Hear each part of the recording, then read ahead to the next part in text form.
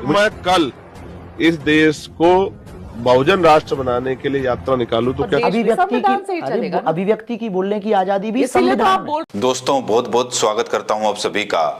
एक बात आप लोगों ने नोट की होगी कि जब भी कोई हिंदू राष्ट्र की डिमांड करता है तो वो ब्राह्मण ही होता है। ऐसी क्या वजह है कि ब्राह्मण व्यक्ति ही हिंदू राष्ट्र की बात करता है? और बड़ा सवाल ये है कि हिंदू राष्ट्र की डिमांड हो क्यों रही है? दोस्तों जानते हैं कि हिंदू राष्ट्र की डिमांड क्यों हो रही है?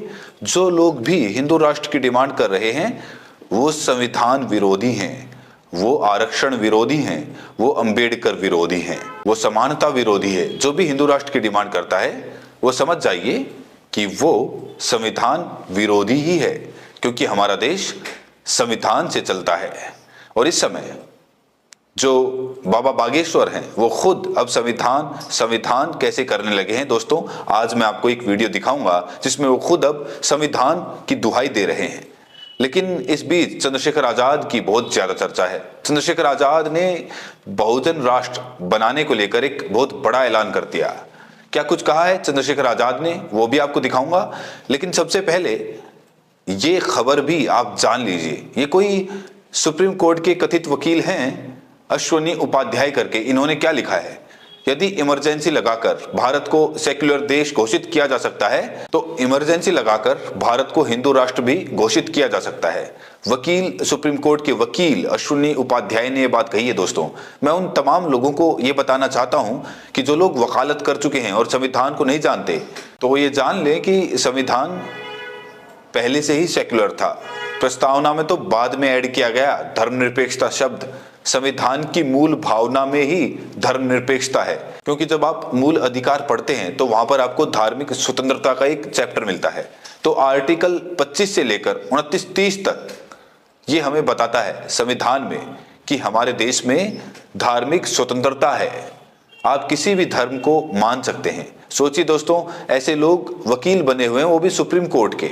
और अब तमाम ऐसे वकील हैं जो संविधान कहीं ना कहीं उसका ही विरोध कर रहे हैं, लेकिन सरकार इन लोगों के खिलाफ कोई भी कार्रवाई नहीं कर रही है। खुलकर संविधान के खिलाफ ये लोग जहर उगल रहे हैं। और इस बीच शास्त्री ने तो सारी हदें ही पार कर दी। शास्त्री की जो यात्रा चल रही है उसमें ज्यादातर बाबा लोग दिखाई दे रहे हैं। बाबा लोग, ऊंची जात वाले बाबा लोग। जब बाबा से पूछा गया कि क्यों बनना चाहिए हिंदू राष्ट्र, तो इसको लेकर बाबा ने उल जुलूल जवाब दिया है। सबसे पहले इस सवाल के जवाब में शास्त्री ने क्या कहा है दोस्तों, ये जानना आपको बहुत जरूरी है। सुनिए। तो आपने कहा कि भारत हिंदू राष्ट्र क्यों होना चाहिए? हाँ। इसलिए होना चाहिए, बांग्लादेश के 95 से ज्यादा देश ईसाइयों के, 65 से ज्यादा देश मुसलमानों के, एक देश यहूदियों का है, एक देश बौद्धों का है। और पूरे वर्ल्ड वाइड लगभग मिलाकर अप्रोक्सीमेटली 100 करोड़ भारत के मिलाकर 130-140 करोड़ हिंदू पूरे वर्ल्ड में रहते हैं। Burma, Rangoon, Mauritius, Fiji, Bangladesh, Pakistan. किसी भी देश से मुसलमानों को निकाला जाएगा तो 65 से ज्यादा देश उनका स्वागत करेंगे, क्योंकि इस्लामिक देश हैं। किसी भी देश से ईसाइयों को निकाला जाएगा तो 95 से ज्यादा देश उनका स्वागत करेंगे। यहूदियों को निकाला जाएगा तो भी स्वागत एक देश में होगा। बौद्धों को निकाला जाएगा तो भी एक देश में स्वागत होगा। एक देश ऐसा हो कि जो बांग्लादेश में हिंदू रहते, आज उन पर अत्याचार हो रहा, यहाँ रोहिंग्या रह सकते हैं। अब तो हमारे देश में हर हिंदुओं का स्वागत है ना? हम है कि कहना चाह रहे हैं, ये सरकार ने तो कम से कम इतना तो कर दिया है कि हिंदुओं को कहीं भी प्रताड़ित किया जाएगा तो ये देश उनको स्वागत करेगा। ये बात तो आप मानते हैं? सरकार अपनी जगह है, सरकार अपनी जगह कार्य कर रही है। हाँ, सरकार सत्ता अपनी जगह कार्य कर रही है। इसलिए क्योंकि हम सरकार के पक्ष या विपक्ष में नहीं, हम इस देश के, वर्ल्ड में रहने वाले हिंदुओं के पक्ष में। और यही तो सबसे बड़ी खूबसूरती है हिंदू होने की, कि हम ऐसा काम नहीं करते, हम हर किसी के साथ रहते हैं। इसलिए तो हम 80% से घट रहे हैं। इसलिए तो हम 9 राज्यों में अल्पसंख्यक हो गए और वो अर्धसंख्यक होने की कगार में, सिर्फ आप लोगों के कारण, हम लोगों के कारण, मतलब ऐसी विचारधारा वालों के कारण। हमारी विचारधारा गलत है, आपकी सही है। ये जो प्रश्न बोलने के तरीके हैं ये ठीक है, ऐसी लगती है कि आप सिर्फ सेकुलर पर जोर देते हैं। हम लोगों की आपको मजबूरी क्यों नहीं देते? हमको क्यों नहीं दिक्कत हो रही है? इसलिए दिक्कत हो क्योंकि पश्चिम बंगाल में जो हिंदुओं की हालत बोलने चलिए एक सेकंड के लिए, आज संभल में मंदिरों का मुद्दा हुआ, बोलिए। आज संभल में जो हुआ वो खेल आपने देखा आपने संभल में क्या हुआ? देखा, सही था गलत था? मैं उस पर तो कुछ भी नहीं कह सकती हूँ। तो आप सही कुछ और बोल ही गलत नहीं तो मैं कुछ भी नहीं कह सकती। इससे समझ आ गया आप कुछ बोल ही नहीं। तो इनका तर्क है कि जब दुनिया में उथल पुथल होगी, जब एक दूसरे लोग सबको निकालने लगेंगे धार्मिक आधार पर, तो हिंदुओं को भारत शरण देगा, दुनिया निकालने लगेगी। ऐसा तो अभी हो नहीं रहा है। सऊदी अरब में हिंदू हैं, दुबई में हिंदू हैं, अमेरिका में हिंदू हैं, हर जगह हिंदू हैं, मुस्लिम कंट्रीज में हिंदू हैं। क्या कोई कभी किसी को निकाल रहा है? क्या वहां धर्म के नाम पर कभी इस तरह की नफरत फैलाई जाती है? नहीं फैलाई जाती। तो ये जो बोल रहे हैं कि जब इनको निकाला जाएगा तब हम शरण देंगे, अरे भारत तो आज भी लोगों को शरण दे रहा है। भारत देश तो उदारवादी देश है। और जब इनसे पूछा गया कि कैसा होना चाहिए हिंदू राष्ट्र, तो इसके जवाब में शास्त्री ने, बाबा ने क्या जवाब दिया है दोस्तों, ये आप लोग सुनिए। और जब सवाल का जवाब नहीं था तो ये संविधान करने लगे। और एंकर ने भी यहाँ कुछ हद तक बाबा को लताड़ने की कोशिश की है, आईना दिखाने की कोशिश की है।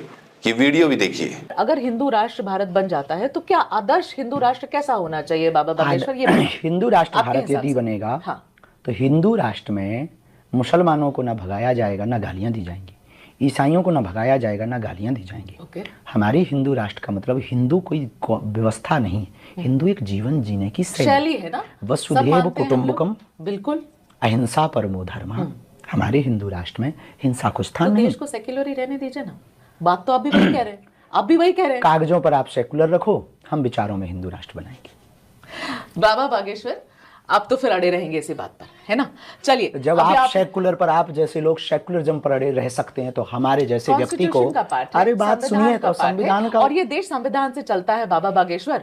आपको मेरे सोचने से तो नहीं, इसीलिए तो हम कह रहे हैं, इसीलिए तो कह रहे हैं संविधान ये कहता है अभिव्यक्ति की बोलने की आजादी, सरकार भी और देश भी संविधान से ही चलेगा। अभिव्यक्ति की बोलने की आजादी भी इसीलिए तो आप संविधान बोल रहे हैं, इसीलिए हम बोल, और यही संविधान है जो अभिव्यक्ति की आजादी आपको हम जैसे हर किसी को देता है, इसलिए हम बोल है ना। और एक रिलीजन की जब देश एक रिलीजन का हो जाता है ना, तो इतनी आजादी नहीं होती है बाबा बागेश्वर, ये भी याद रखिएगा। में रहने। तो दोस्तों, ये जो यात्रा चल रही है हिंदू राष्ट्र को लेकर, ये कुछ भी नहीं है।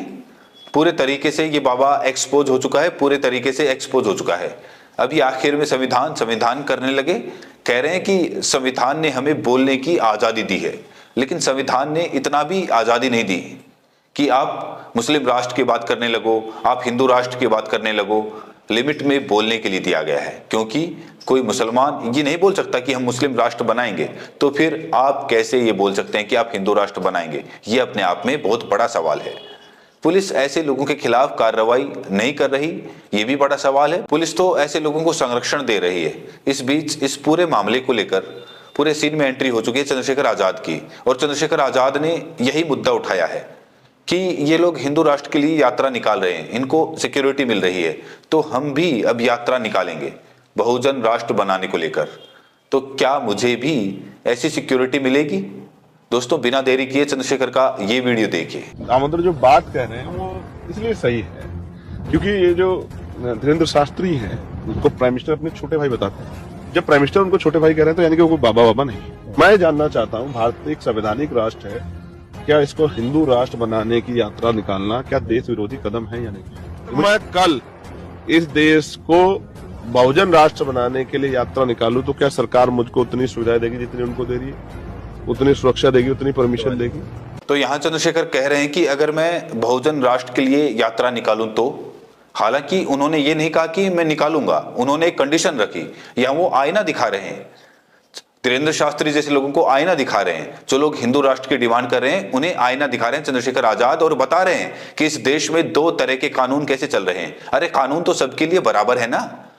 अगर कोई सिख राष्ट्र की मांग करता है तो खालिस्तानी, कोई मुस्लिम राष्ट्र की मांग करता है तो आतंकवादी, कोई हिंदू राष्ट्र की डिमांड करता है उसे क्या कहेंगे? उसके खिलाफ भी तो कार्रवाई होनी चाहिए। चूंकि ये देश संविधान से चल रहा है, इसलिए हमारा देश धर्मनिरपेक्ष राष्ट्र है, इसका कोई भी धर्म नहीं है, और इसीलिए पूरी दुनिया में भारत की इज्जत भी है। ऐसे ही इज्जत नहीं है क्योंकि ये देश एक गुलिस्तान है जहां सभी धर्म जाति के लोग आपस में प्रेम भाव से रहते हैं। लेकिन आजकल क्या है, दिक्कत यह है कि लोग धर्म के नाम पर राजनीति कर रहे हैं, हिंदू मुसलमान के नाम पर नफरत फैला रहे हैं, और ये जो बाबा हैं जो धार्मिक राष्ट्र की डिमांड कर रहे हैं, ये तो प्रधानमंत्री के छोटे भाई माने जाते हैं, और इसीलिए शायद इनके खिलाफ कार्रवाई नहीं हो रही है। ये देश भी देख रहा है, तो दोस्तों इस देश में दो तरह की विचारधारा है, एक अम्बेडकरवादी, एक मनुवाद। जो लोग मनुवाद के रास्ते पे हैं वो जाहिर तौर पर हिंदू राष्ट्र की डिमांड करेंगे, उन्हें अंबेडकर आरक्षण से दिक्कत होगी। और जो अंबेडकरवादी हैं, जो 85% बहुजन हैं, वो कभी नहीं इस देश को हिंदू राष्ट्र बनाने के समर्थन में आएंगे। और जाहिर तौर पर बहुजनों ने इस यात्रा को नकार भी दिया है। बहरहाल दोस्तों इस वीडियो में इतना ही। चंद्रशेखर आजाद ने जिस तरीके से बहुजन राष्ट्र की बात कही है और जिस तरीके से अब घुटनों पर आते हुए नजर आ रहे हैं, शास्त्री कह रहे हैं कि संविधान ने हमें आजादी दी। आप बताइए कि हमारा देश कैसा होना चाहिए, आपको क्या पसंद है, मनुवाद, अंबेडकरवाद? राय जरूर दें और साथ में ये भी बताएं कि आप ये वीडियो देश के किस कोने से देख रहे हैं। बहुत बहुत शुक्रिया।